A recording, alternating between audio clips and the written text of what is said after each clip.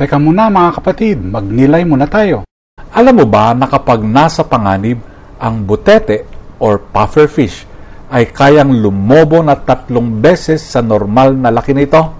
Napakalaki ano? Sa unang tingin ay maliit at malambot ito.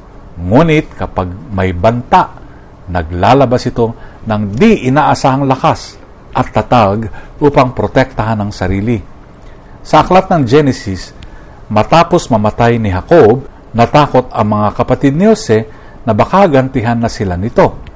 Ngunit, anong tugon ni Jose? Hindi galit, kung hindi tapang at awa. Huwag kayong matakot. Bagamat masama ang inyong balak, ginamit ito ng Diyos sa kabutihan. Ang pagtitiwala ni Jose sa Diyos ang nagbigay sa kanya ng lakas upang magpatawad. Sa Ebanghelyo, sinabi ni Jesus sa kanyang mga alagad, huwag kayong matakot sa mga pumapatay ng katawan. Higit kayong mahalaga kaysa mga maraming maya.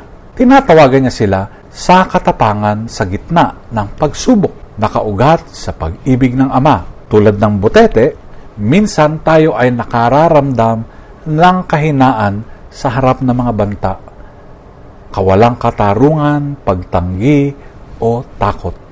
Ngunit kay Kristo, maaari tayong puno ng lakas ng Espiritu, tapang na buhat sa tiwala sa Diyos. Ngayong araw na ito, tanungin natin ang ating sarili mga kapatid, namumuhay ba ako sa takot o sa pagtitiwala? Saan ako tinatawag ni Jesus na manindigan ng may tapang bilang mahalagang anak ng Ama? Pagnilayan po natin ito. Amen.